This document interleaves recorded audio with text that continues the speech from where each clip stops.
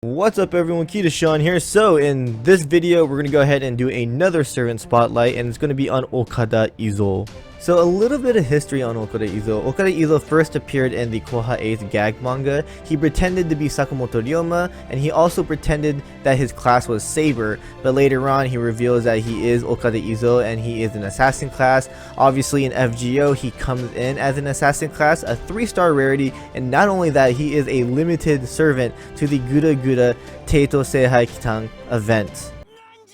So let's go ahead and talk about his skills now. So his first skill, Manslayer A, applies special attack to humanoid enemies for 1 turn. At level 1 it's 50%, at level 10 it's 100%, and then it also increases critical strength for 3 turns, level 1 20%, and level 10 30%. So his second skill, Mind's Eye Fake C, applies evade for 1 turn, increases critical strength for 3 turns, and at level 1 it's 16%, at level 10 it's 32%. And then his last skill, One with the Sword as Swift and Nimble as a Falcon. I'm not exactly sure if that's the full translation, but it increases critical star gather rate for 1 turn, level 1 300%, and level 10 500%. So definitely the best skill out of the 3 skills that Okada Izo has is his first skill, Manslayer A.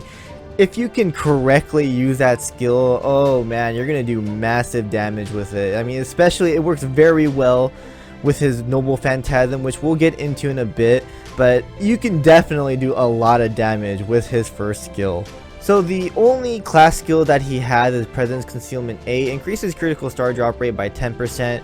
I mean, this is pretty normal for any assassin class, but this works very well specifically for him.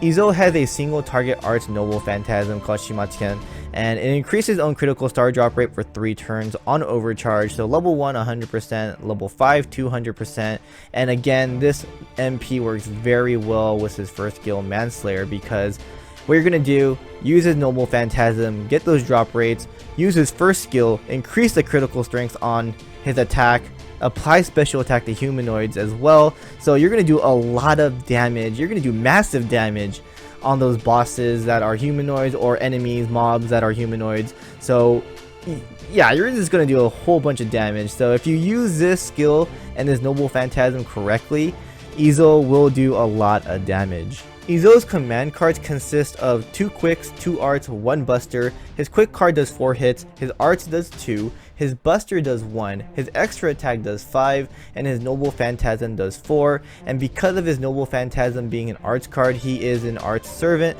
but because his quick card does 4 hits and he has a lot of skills that increase his critical strength as well as his drop rate for critical stars, he is a critical arts servant. So the ideal attack pattern for Okada Izo is that you want to get both quicks in there so that you can get the drop rates, especially after you do the MP, and then of course you want to throw an arts card in there so that you can get his MP back up again. So basically you want to keep spamming his MP over and over again so that you can keep getting those drop rates and then keep attacking with his critical increase as well. So once again, looking at his skills and his Noble Phantasm, Izo is a servant that relies on critical star drops and his crit damage. So if you're going to put him in a team, he's going to be your main attacker.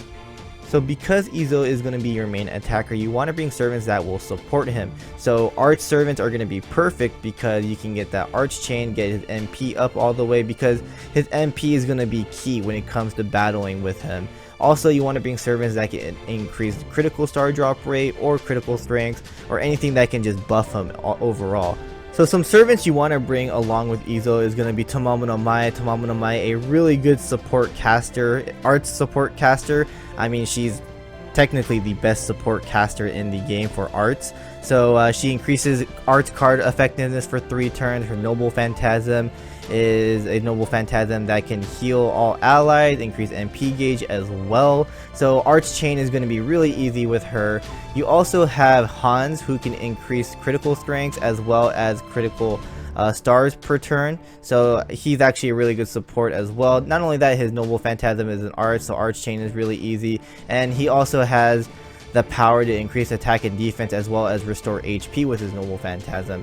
And another really good caster would be Mozart. Mozart increases arts card effectiveness to all allies, gains critical stars, And also he has an Arch Noble Phantasm, decreased attack and defense for the enemy. He also can inflict curse for 3 turns, so he's a really good support. You can also bring Gilgamesh Caster. Gilgamesh Caster, all his kills are for all allies, increase critical star drop rate for 3 turns, charisma. He also has a skill that increases arts card effectiveness and also increases debuff success rate as well. And his Noble Phantasm is an AoE Noble Phantasm, so you can use him as a sub attacker, and it has an overcharge effect, decrease defense to all enemies and increase defense for all allies. And all these servants work very well with Izo because he actually has low stats when it comes to HP and attack, so it really helps out with that as well. You can also bring Anastasia if you really want to. She's an arts caster as well, so you can use her as a sub attacker, so increase all allies attack and decrease attack of all enemies. So that actually works really well with Izo. You can also use her Noble Phantasm. Again, Arch Chain is really easy with her. Deal heavy damage to all enemies, decrease defense, inflict skill seal. So Anastasia is also a really good pickup. Waver, obviously, I mean, Waver really good with anyone, so yeah, those are probably the best servants to bring with Izo. Like, I'm still testing him out as well, like I'm doing with Okada Izo.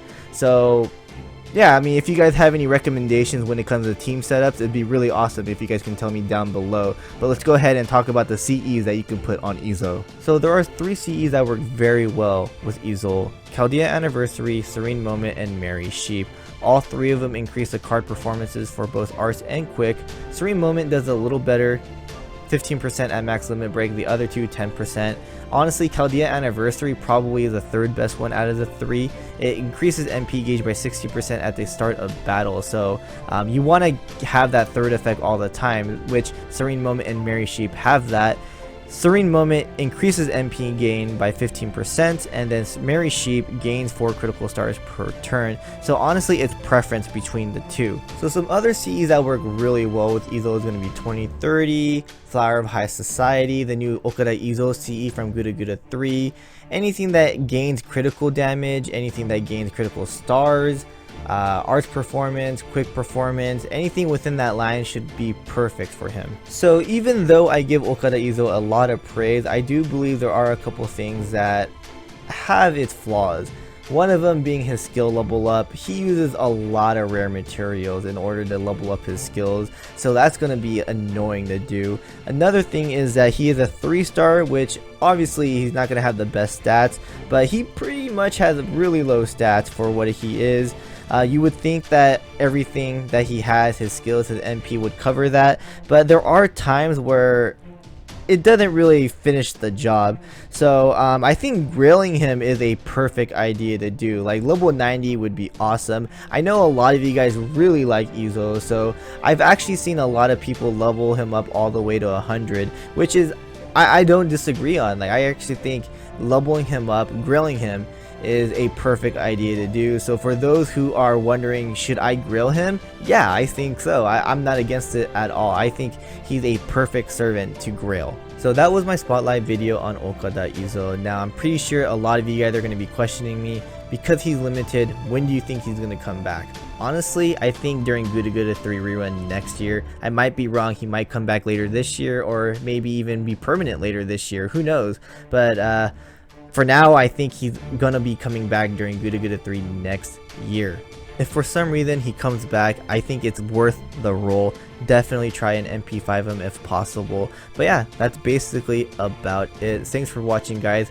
Again, if you guys have any recommendations on what teams to put Izo in, it'd be really awesome if you guys can tell me in the comments down below, because I'm still testing him like I'm doing with Alter and some other servants as well. So it'd be really awesome to see your input on him. Of course, CEs as well. But what servant do you guys want to see me review in the future? Go ahead and comment down below as well, and maybe I might do it. So yeah, thanks for watching, hope you guys enjoyed, and I'll see you guys in the next one. Laters.